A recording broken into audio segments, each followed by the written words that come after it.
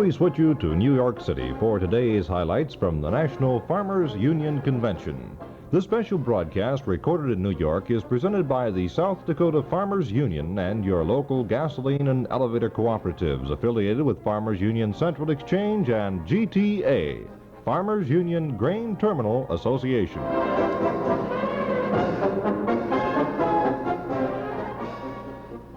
We'll have the report from Creighton in just a moment. Does a baby pig need more than its mother's milk to get off to a fast, healthy start in life? Well, you bet it does. It needs GTA Pig Pre-Starter Feed. Now, here are some very important reasons. GTA Pig Pre-Starter is very palatable and nutritious, features a very high-quality proteins, gives your baby pigs those essential levels of vitamins, minerals, antibiotics, and unidentified growth factors. You should begin feeding GTA Pig Pre-Starter when your baby pigs are about 3 days old. GTA Pig Pre-Starter gets baby pigs used to eating solid rations. Though they won't eat more than 2 or 3 pounds of pre-starter feed per pig during their first 3 weeks of life, they'll be ready at 3 weeks of age to go on to GTA Pig Starter, and they'll start eating this outstanding solid ration and keep right on a-growing. So plan now to put your baby pigs on the GTA Pig Pre-Starter and Pig Starter program. Start by ordering GTA Pig Pre-Starter and Pig Starter this week. Now, from New York City, here's a report from Creighton Knau.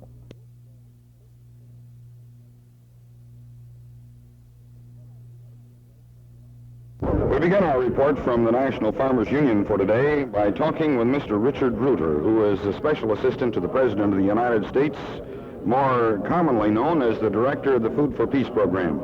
Mr. Reuter, how much of our food output is going for the Food for Peace program right at the present time? Well, I think what very few people realize is that 1 out of every 5 acres of cultivated land in the United States is producing for export. And some 30% of that production, 25% over the last 8 years, has been under our Food for Peace program. Now, that's of the 1 out of every 5. 1 out of every 5. Right. So that this is accounting in overall terms. We've got about $5 billion worth of our farm commodities are being shipped overseas in export every year. About $1.6 billion of this, in the last year it's moved up in the calendar year to about $2 billion, is under our concessional programs of PL 480, the Food for Peace program. Good. Now, where is all this food going? Well, this food goes in 2 ways. It goes out under a donation program that most people think of as the total program, I must add. The donation program is reaching today some 92 million people around the world every day with some part of a supplementary ration. It is the greatest person-to-person program in the history of the world, and I'm proud to be part of a country that has this kind of a concern for the welfare of hungry people. We're reaching some 37 million children, 32 million of them in school lunch programs that are doing more for education than any part of our whole foreign aid program in terms of the development of education around the world by bringing children to school because they get a supplementary ration while they're there.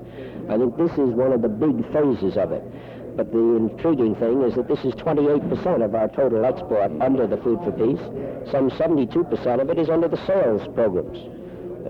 Well, I was going to follow in here, and it ties right in with what you're talking about. Do you have any specific results that you can report? Well, we're now selling for local currencies better than $1 billion worth of commodity each year. And I think that we ought to recognize that what we're doing is using the production of our farms in place of dollars to accomplish America's goals overseas. PL 480, the Food for Peace program, was unfortunately dubbed in the United States as a surplus disposal program. The law doesn't call it that. The law calls it a program to accomplish America's foreign policy objectives. It's a trade expansion and development program. And I think that we have a real success story in terms of America's efforts because we have been selling this food to countries that don't have dollars and can't afford to buy food from us or from anybody else. And we're selling it for their currencies, and in turn using that currency to pay our bills that we would otherwise have to pay in dollars. We're using that currency to foster economic development in the country. And the thing that I have discoveed is that you can't sell food to a hungry person, no matter how hungry he is, unless he has some money to buy it. Yeah. And we have been using this technique to strengthen the economy so that people get to the point where they can afford to buy food. And I think that as a result of this program, in which we're using our food as a resource, not as a problem, but as a resource, I think that we are strengthening the emerging countries around the world. I happen to think that this is legitimately a program looking toward peace, because unless we get people to the point where they have a stake in this world, I don't think we're going to find the peaceful world we're looking for. Do you see any expansion in the Food for Peace program? Well, we're limited not by the commodities, but we're limited by the ability to develop a distribution pattern in the countries in which it really reaches the people in need. You see, we keep thinking that we're giving the food. We're giving the food, that's true. But the food doesn't reach the hungry person unless you have the distribution within the country. And the host country pays that cost, and it's a pretty big cost to see that it reaches the outlying areas. Setting up a school lunch program like the one in Mexico, which is one of the best ones, the Mexicans pay 40% of the total cost of that program. We're providing some assistance. But you see, the drain on them is such that you have to slowly develop that. I think that we are presently trying to emphasize not how much are we shipping, but how are we shipping it? How effective is our programming? Are we really reaching people in need? Are we really providing the commodities that strengthen nutrition? Are we putting commodities in the kind of a form that they can then go and buy them when they're their own economy? I think we're developing markets. But you see, this is not necessarily related to just how much are you shipping. It's related to what's your relationship with the people to whom you're serving. Now, from the dollars and cents standpoint here in the United States, whose budget is being charged for this? Well, like somebody thinks, this is said to be a farm program. It is coming through in the Congress through the agriculture committees. It is charged against the agriculture budget. Of course, this actually is accomplishing America's foreign policy goals. I think essentially that this is coming out of the taxpayer's pocket. I don't think he ever got a better deal for his money than he is under this program, but we tend to think of this as, gee, this is the cost of supporting the farmer. What we're really doing is supporting America. We're supporting a merchant marine, we're supporting a foreign policy, we're supporting an overseas distribution scheme. This is all part of America, because this whole farm production is one of the great achievements of America. And I think it is right that we should use this as an example of America's real ability to produce to meet the needs of human beings. Thank you very much, Mr. Reuter. Our first report has been with Mr. Richard Reuter, who is a special assistant to the President of the United States, the director of the Food for Peace program. And we'll have more from Creighton Knau in New York in just a moment. Everyone knows that farmers need a lot of equipment and technical know-how to successfully operate a farm. But the modern farmer also knows that in addition to equipment and know-how, he needs a strong organization to represent him in the nation and state capitals. And he knows that in this highly organized society of ours, every economic group has an organization to speak up for their best interests. Farmers need to strengthen theirs, and that's why Farmers Union members urge you to join with your neighbors. A total larger membership in the Farmers Union, they feel, will help make every farmer's voice stronger in the legislative halls. Several thousand South Dakota families are already active Farmers Union members. Well, how about your family? Talk over the benefits you need for farm representation, and then join your neighbors in belonging to the South Dakota Farmers Union, the organization dedicated to improving farm life for every farm family. Now again, Creighton Knau. Now from the stage of Carnegie Hall, it is our pleasure to talk with the Secretary of Agriculture, Mr. Orville Freeman. Your comments about the proposed tax cut by the administration and what it'll mean to farm people. Well, the tax cut will mean a great deal to farm people. First of all, as American citizens, the overall, this is a critical piece of legislation to get our economy moving ahead as it should. You know, there's an old saying that depressions are farm-led and farm-fed. Well, recoveries and economic activity, agriculture plays an important part in them. And so this is very important, and the expansion in our economy is as important to farmers as it is to city workers. Speaking directly on, in terms of the individual farmer, our farmers pay about $1.3 billion of income taxes, and this would cut about $300 million off of it. For a family Husband and wife making about $3,000 a year, if I remember correctly, their taxes would be cut back from about $300 to something like $190. For a family of 4, husband, wife, and 2 children, with a $6,000 net income, their taxes will be cut back from around $600 to someplace in the neighborhood of $414. For old folks over 65, if they didn't earn more than $3,000 a year net, they wouldn't have to pay any taxes. They'd get a $300 credit. And of course, if you sell your farm, the 30% capital gains instead of 50% means a great deal.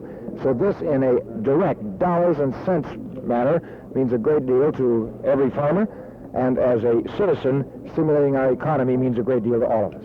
May I ask you a question, Secretary? Mm-hmm. What about the rural development? We in Arkansas, we're very much interested in that. How is that going to affect the country in general? Well, I think it's going to accomplish some basic and long-term adjustments, moving land into uses that will provide opportunities for people in the city that want to get out in the country and provide income for people on the farm who are using their land for other than just producing food and fiber. I'd like to say to the folks in Arkansas, to the governor of the legislature, I know that you passed new legislation there in connection with the Rural Renewal Program. We've been following it very closely, as you know. There's planning going on. I think that Arkansas may very well be a pace setter and one of the early pilot states and pilot programs in the Rural Renewal Program. Secretary, turning now to wheat program, how soon do you think you'll set the referendum date for voting? Well, I'll set it along one of these days. I don't think I'll announce it right now, if you don't mind. No, I don't mind that. But, if this referendum does not pass, do you feel that this is a complete collapse of farm programs? No, of course not. If the referendum pertains to wheat, we've had wheat programs. As a matter of fact, we've had mandatory control programs on wheat for 25 years. This is an improvement on it. If this program does not pass this time in the referendum, it will have an adverse effect on many sectors of our economy, but we'll just have to tighten our belt, live with dollar wheat for a while, and go back and have another referendum vote in the spring of '64. I would like to say this because I'm afraid that some people are misleading our farmers. This is, of course, a matter of judgment, but based on my 2 years of working with the Congress of the United States, and very strong statements by the chairman of the House and the Senate Committees on Agriculture, and a great many representatives from the cities, it would be my considered judgment that there will not be any wheat legislation this year. And anyone who tells the farmers of this country that the Congress is going to immediately pass some legislation suggesting it'll be better without saying what it will be is performing, I think, a great disservice. No one can say exactly what would happen. But certainly it's a great risk to take, and it would be my firm judgment that there will be no wheat legislation this year. There'll be another referendum in '64, as the law calls for. If it doesn't pass on the second try, we'll have to see where we go. We're going to have to live for dollar wheat for a while if we take that route. Mr. Freeman, what is the significance of the Conservation Corps? Well, the Conservation Corps, of course, has 2 purposes in mind. Primarily, it is to provide a training opportunity, outlet for thousands of young people who cannot find gainful employment and who have left school. Secondly, the programs are designed to improve our own forests, our own land, and to have a conservation use purpose just like the old CCC Corps did.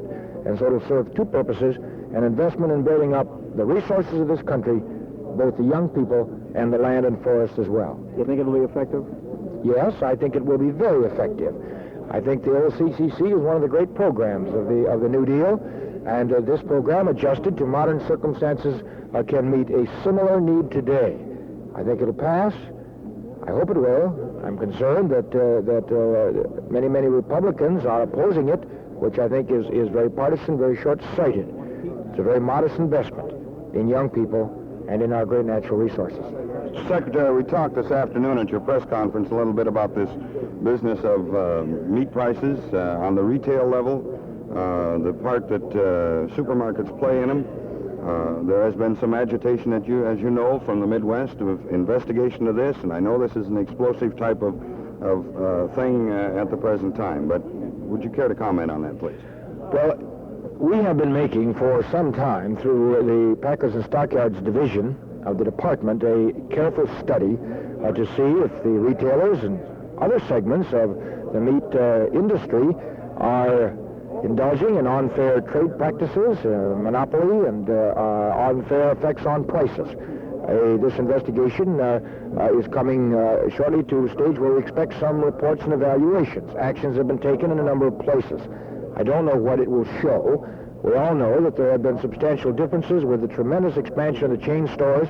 It's clear they do have an effect on marketing in many places. Whether they are living up to the law, whether they're taking unfair advantage, time will tell.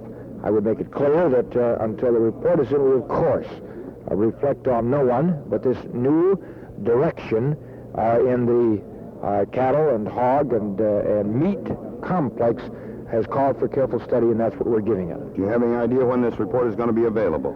Frankly, I don't know currently exactly where it is. It's along the line, and these are the kind of very complicated and detailed research and investigation that is quite time-consuming. Mr. Secretary, what is your feeling on the current sign-up in the feed grain program? Do you think it's coming along on schedule as you feel it should? Yes, from all indications, it's coming along very, very well. I think there's an evaluation about now in the department, which I expect to get in the morning when I return to Washington. We expect that it will be somewhere between 20 and 25 million acres. There are some that are estimating that it will push up close to 30 again. The sign-up to date has been very good. How much effect has the European Common Market's restriction against poultry had on our red meat prices? Oh, I would doubt whether you could say it would not be hardly measurable in terms of our red meat prices. We've had a cut in our poultry markets of about 60%. This does mean this much more to crowd competitively in our domestic markets.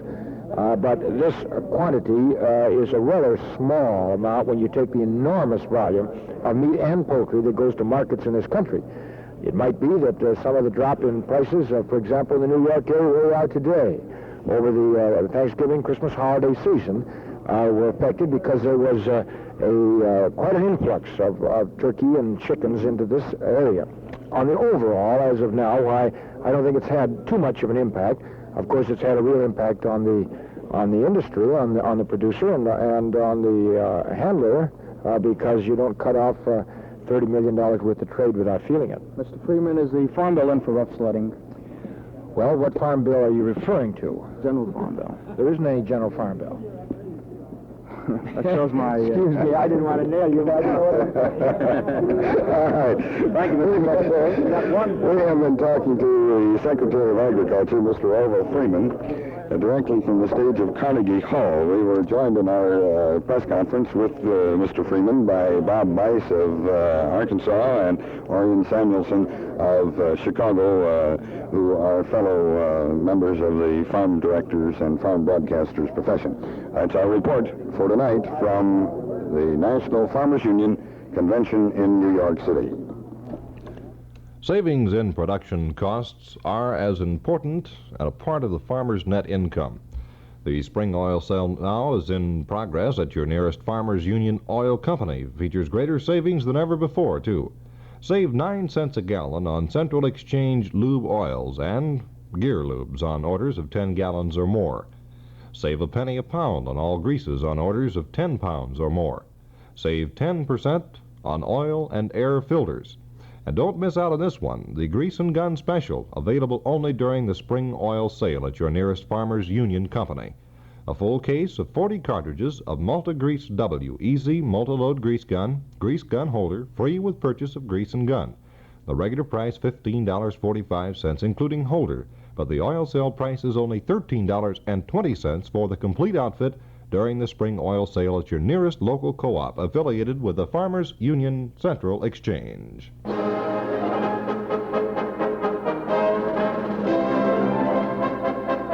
This special broadcast, recorded in New York City at the National Farmers Union Convention, was brought to you by your local cooperative affiliated with GTA for grain marketing and with the Farmers Union Central Exchange. The thousands of farm families who make up the South Dakota Farmers Union have brought you this broadcast as a public service to agriculture.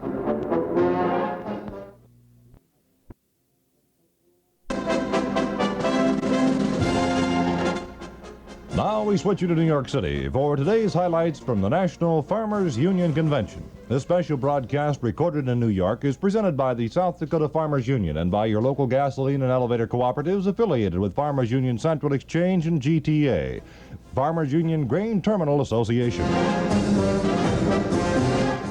Farm cooperatives are among the most deeply rooted institutions in the American system of free enterprise. They are a vital contributor to a strong agricultural economy. Thousands of South Dakota farmers have discovered that by pooling their purchasing power in cooperatives, they're able to save two ways: on fair prices for farm supplies they purchase, and from sharing in their co-op success through ownership and patronage savings. The 32-year-old Farmers Union Central Exchange of South St. Paul, Minnesota, is one of the nation's largest regional farm supply cooperatives. The Central Exchange is a cooperatives co-op. It's owned by 164 local South Dakota cooperatives, as well as 686 other home-owned cooperative enterprises from Washington to Wisconsin. Now, these local co-ops, in turn, are owned by 350,000 independent family farmers. The Central Exchange is a major producer, refiner, and manufacturer. It distributes a complete line of farm and home supplies to its member co-ops throughout the upper Midwest. With over 500 co-ops, South Dakota ranks among the nation's highest in co-op numbers. Now, these democratically owned businesses strengthen South Dakota's farm economy. The Farmers Union Central Exchange is proud of its role in helping to build a more prosperous state. Now we join Creighton Knau at Carnegie Hall as he talks with Orville Harriman, Assistant Secretary of State in charge of Far Eastern Affairs. Mr. Harriman has just addressed the convention as presently in progress. Developments in Costa Rica. Well, I think the President found that he was meeting with some presidents of the other republics in Central America, having the same objectives, and they came to an understanding about the manner in which they were going to develop those countries, and also came to an agreement about the manner in which they would deal with the threat of communism in this hemisphere. From all accounts, it looks as if there had been a real meeting of minds, and it's a good step forward. You know, President Kennedy has the faculty of getting along with people, has the faculty of making very deep impression, and I think when the full story is written, you'll find that he's made some very great friends among the governments of these countries. Governor, the Far East looks like to us a very excellent market for some of our farm products. How fast can it be developed, and how fast will it develop? Well, I can only tell you what's happened in Japan. For instance, I happen to know those figures. In 1955, our total trade with Japan, total sales to Japan of all products was about $600 million. 1961, it was nearly triple, $1,700,000,000. Now, farm products are about a third of that total. So that you can see the increase has been 3 times, from 200 million to about 600 million to Japan alone. And that will be true of other countries if they have the similar type of development. Of course, the expansion in Japan has been remarkable because of the great initiative of the people there. Now, all of that, those sales were for cash. In some of the other countries that are in difficulty, our farm surplus is being used to help them get out of their present difficulties, but I think that will mean, in the long run, expanded sales on a cash basis. Governor, what's your reaction to talk of cutting foreign aid? Well, I haven't heard any immediately. There have been a lot of talk among people that have been opposed to it ever since it started. My own feeling is that we have to have a sound program. There may be possibilities of certain economies, but basically it's a very sound program, and one which will pay great dividends, not only in helping to blot out the expansion of communism, but also in expanding our trade with those countries, and will in the long run add to our prosperity. I think those who are opposed to it are very short-sighted and don't understand the kind of world we're living in and the need to help countries who are just beginning to understand what they can do, what the possibilities of modern society is. If we don't help them, we will regret it very seriously in the future. It's been said that the population expansion in India has wiped all efforts of foreign aid out before, or that has been done before. We can't see any evidence of it. Do you have any comment on that? No, that's an exaggeration. There has been an increase in population, but generally speaking, I think the expansion has not only kept pace with it, but has certainly improved conditions for the people. I was there in November, and the spirit of the people is very much aroused by this attack from the Chinese, and the villages now have one radio at least. They keep up with the news, and those who've been around, the Americans, said the villagers feel they have a great stake now, and they're going to fight for it. They gave some of their savings to the state to help in the war. You know, in India, there are no savings banks, but they have little gold trinkets and silver trinkets, and those they gave, some of them, to the government to help the government with the defense effort, in addition to which the young men were enlisted in the army. And they wouldn't do that if they didn't have a stake in a better society, and I can tell you from my own experience that conditions are improving. It's slow, but it's better. Mr. Harriman, as you assume, Harriman, who is the Assistant Secretary of State for the Far Eastern Affairs, and this was after his address at the Farmers Union Convention in New York City. That's report number 1 for today from the Farmers Union Convention. Everyone knows that farmers need a lot of equipment and technical know-how to successfully operate a farm. But the modern farmer also knows that in addition to equipment and know-how, he needs a strong organization to represent him in the nation and state capitals. He knows that in this highly organized society of ours, every economical group has an organization to speak up for their best interests. Farmers need to strengthen theirs. And that's why Farmers Union members urge you to join with your neighbors. A total larger membership in the Farmers Union, they feel, will help make every farmer's voice stronger in the legislative halls. Several thousand South Dakota families are already active Farmers Union members. Well, how about your family? Talk over the benefits you need for farm representation, and then join your neighbors in belonging to the South Dakota Farmers Union, the organization dedicated to improving farm life for every farm family. And now a report from the Farmers Union Convention would not be, well, complete without talking to Jim Patton, of course. And Jim, I think you're probably very proud at the wind-up of your session here at Carnegie Hall. Right? Yes, I certainly am. It was a wonderful wind-up. I thought Governor Orville Harriman and the Undersecretary of State made a very statesmanlike address, and it was very factual and direct, and didn't use any of the diplomatic gobbledygook that too many people use. He just told our people what he thought the facts were. I happen to agree with his opinion, but whether one agreed with it or not, we were hearing a great statesman, a man who's had 30 years of experience in the service of his government, and served, as you know, as ambassador to Moscow, ambassador at large in Europe, ambassador to England, special aide to the president on all kinds of things. So we had a good wind-up this evening. Well, the reception given Secretary Freeman last night, and it was wonderful. We had, as you know, we had Carnegie Hall filled. The only thing that wasn't filled was the upper tier. They brought the house down. You think the old hall will never be the same? I don't think it will. So far as I know, it's the first time a group of farmers ever met in Carnegie Hall. Well, this brings up a point. One reason you came in here was for rural-urban relationships. That's exactly right. This is the largest number of consumers of any city in the United States, 10 million of them, and we wanted to tell a part of our story. Well, you've been hampered a little bit with the lack of newspapers. We certainly have, and we probably wouldn't have had room enough for a crowd if there had been newspapers here reporting a convention. I mean, local newspapers. Yeah. So it was a little bit of disappointment. Yes, we were very pleased, however, with the very fine cooperation we got from the radio and TV stations. They were all very wonderful to us and gave us plenty of coverage and plenty of time. We asked this, Jim, what are some of the major actions of the convention, the delegates now? Endorsement of the wheat referendum, reaffirmation of our belief in managed supply. Guess we're going to have to move here while they make some changes in the scenery here, Jim. We'll just step right over here. You were commenting on the wheat... well, I was saying that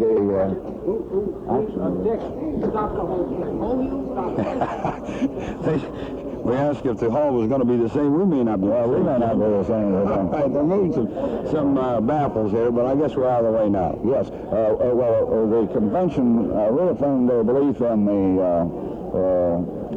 wheat, a yes vote in the wheat referendum, They reaffirmed their belief in supply management and federal farm programs, in public power, REA, foreign aid, and PL 480, which, as you know, is a Food for Peace program, and federal aid to education, Medicare, and many of the things that we've stood for years. We didn't actually try to make major changes in the program, because our program is a statement of principles and not so much a statement of resolutions as is true with some organizations. Good. And so other than the things that needed changing to bring them up to date or current, the program is about the same as it was in 1962. Certainly the same in principle. There were not any basic changes in principle. Now, this is in the area of foreign trade, and I know that you've been for an expansion of this all the way along. That's right. But we're running into some problems with the European Common Market. How rough can we get with them? Well, I personally think that what we're going to have to do is to work out a World Food Program and a World Food Policy at the international meeting in Dublin in May, and then try to get our European counterparts, who are also members of the IFAP, to go along with us on a general world food policy and agreement. I don't think that the French or the Germans can rightfully be asked to change their price support program any more than we should be asked to change ours. So I think we may have some temporary difficulties, but I don't think that we're going to have much difficulty in the long run. We're probably going to lose some of our wheat market, but we will increase our feed grain market. I don't think we will get back all of our broiler market in Europe, but that's a very dynamic economy over there, and in the long run we're going to be selling them more food, not less. Jim, one last question here, and I'm always kind of amazed when I come to a Farmers Union convention. There's never any big push for membership expansion, no big pep talk. It's a discussion of pretty serious affairs. That's right. That's right. And we've held our membership there extremely well in view of the fact that, Tony, would you mind in view of the fact that we've lost 2 million farmers in the last 10 years. Not the Farmers Union, but in America. Yes. Yeah. Good. So, Jim, I know that you want to get rested up, and Denver's pretty good. Sure. Thank you for coming. I hope you get over that flu bug. Well, we'll sure try. Thank you very much, Mr. Patton. That's our report for today. Winding up with a talk with Jim Patton, President of the National Farmers Union. Would you gamble your year's production of alfalfa on the flip of a coin? Well, of course not. But that's exactly what you're doing when you purchase so-called bargain alfalfa seed. There's wide differences in seed purity, germination, and growth ability, and many times the bargain actually costs more when compared to a higher quality seed. And that's why your co-op manager wants you to see him first before buying alfalfa seed this spring.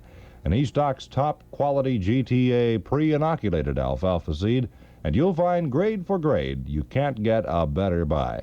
For example, he's got 60/40 brand alfalfa that's ideal for pastures or long rotations. Now, 60/40 brand is noted for its excellent winter hardiness and superior wilt resistance. Recovering quickly after cutting, 60/40 brand is high-yielding, nutritious, and long-lived.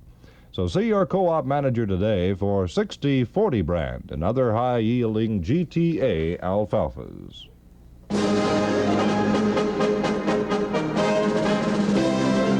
This special broadcast, recorded in New York City at the National Farmers Union Convention, was brought to you by your local cooperative affiliated with GTA for grain marketing and with Farmers Union Central Exchange. The thousands of farm families who make up the South Dakota Farmers Union have brought you this broadcast as a public service to agriculture.